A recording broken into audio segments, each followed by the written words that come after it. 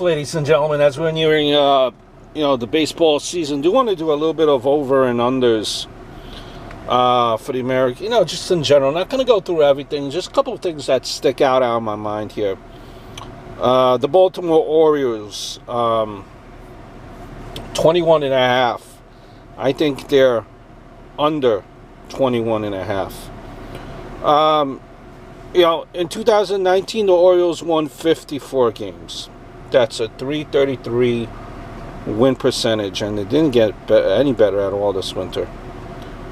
The team traded Jonathan Villar to the Marlins on the heels of a big season that included him playing in all 162 games. Mancini will be out as well. These two players combined with a 7.6 F WAR in 2019. That .333 win percentage from a season ago represents 20 wins in a 60-game season. There's little doubt the Orioles got worse on paper, so there's much more for me to think. There's not really much more for me to think about this, though. I think the Orioles picked first in the 2021 amateur draft, and they're going to be under 21 wins. Red Sox, under 31.5.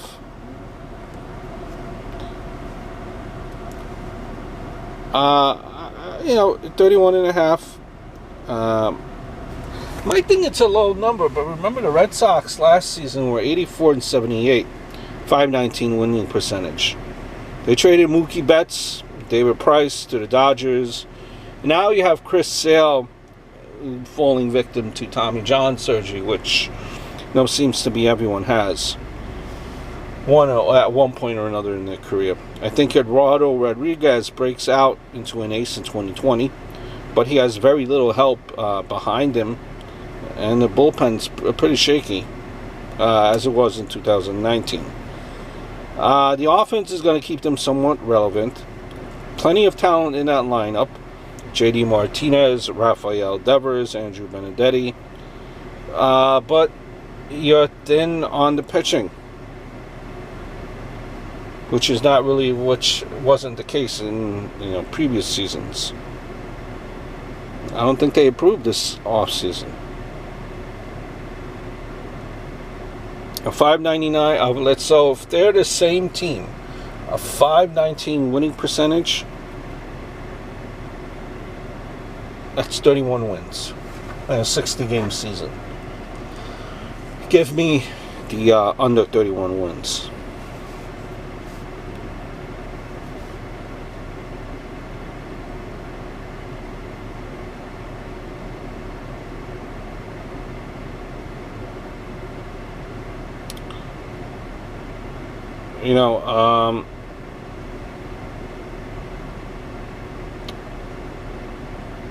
Under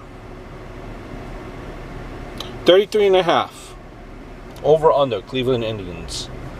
Under 93 win season wasn't enough to get the Tribe into the postseason in 2019, and questions they remained about their candidacy this time around. There's no doubt their pitching is a strong point of the club, with both Mike Clevenger and Shane Bieber looking like Cy Young threats a season ago. But they need names such as Adam Plutko, Zach Plesac, and Aaron Savali to put in yeoman's work at the back end of that rotation. Those names pitched well in 2019. However, all of them outpitched their peripheral FIP and xFIP numbers, so regression is quite likely. The offense picked it up down the stretch last season. However, it still, I think, remains a question mark.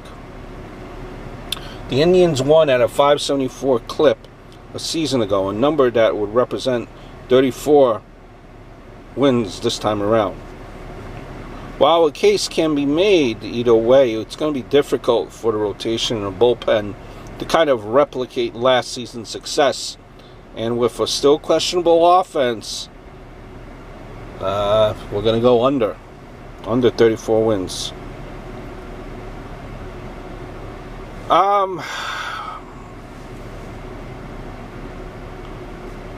Houston Astros.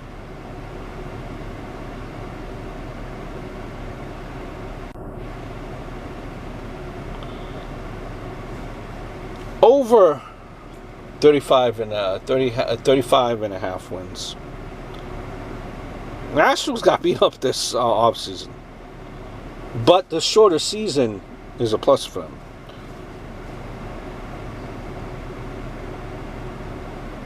Their starting pitching depth has plummeted in a short period of time, but they only have to face these issues for 60 games rather than finances over 162 games. Besides having Justin Verlander and Zach Greinke as your 1-2 punch, that doesn't hurt. Keep in mind this offense, how dominant, how potent it is. That bullpen really strong, 3.75 ERA, as much as we hate to admit it. .660 winning percentage in 2019. 39 wins this time around. You know, that's 39 wins. Over. They're still a strong team as much as we hate them. Bregman, you know, Altuve, Correa, Springer. Look, these are guys that are dangerous. No matter how much we want to hate them, this is a dangerous team. Chicago White Sox over 31.5. I think, again, the White Sox are due for a rise. Look at their depth chart. It's encouraging. Lucas Giolito,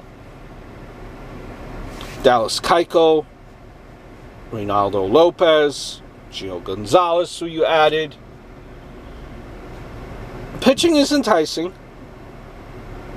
Tim Anderson led Major League Baseball in batting average. I think he can get on base for hitters like Abreu, Encarnacion to put runs on the board. Yasmani Grandal has arrived.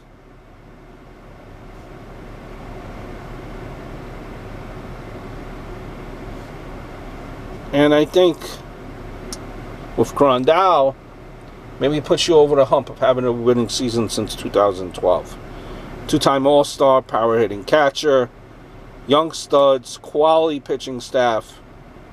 They're going to be a tough squad this season. They're going to win more than they will lose. You're playing the Tigers and the Royals, which are lonely, lonely teams. Over 31.5 wins. New York Yankees over 37.5. At one point, Vegas was saying 102 wins if it was a 162 season.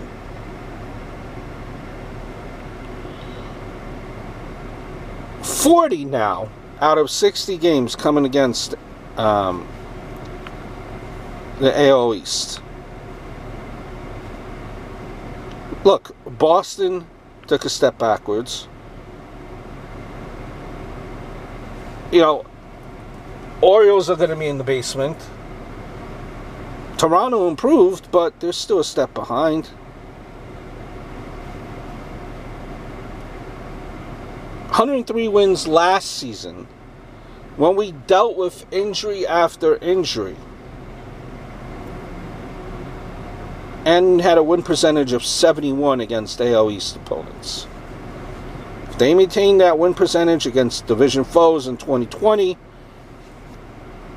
you know, we just need to win 10 out of our 20 interleague games to surpass 37.5. Washington Nationals, before I leave you. Under 34 wins. The Nats were crowned World Series champs in 2019, but I don't think they're going to repeat. It was early June a year ago when the squad was nearly 10 games below 500. But a red-hot June carried them the rest of the season, parlayed it into a World Series. Props. The batting lineup now is going to look a little bit different. Anthony Rendon, Brian Dozier, not there. The rest of the lineup is intact. So is the pitching rotation. So listen, Steven Strasburg, World Series MVP, dealt with injuries throughout his career and threw the most innings of his career in 2019. Will there be some type of effect from that? Maybe are you going to be concerned about that? Max Scherzer, 3-time Cy Young winner, showing some wear and tear. He's going to be 36 years old. 2019, Scherzer had the fewest starts in the season since his rookie campaign in 2008. And he had his lowest win percentage, 61.1, since 2015. And his highest ERA, 2.92. His father time catching up. Under 34 wins for the Nationals.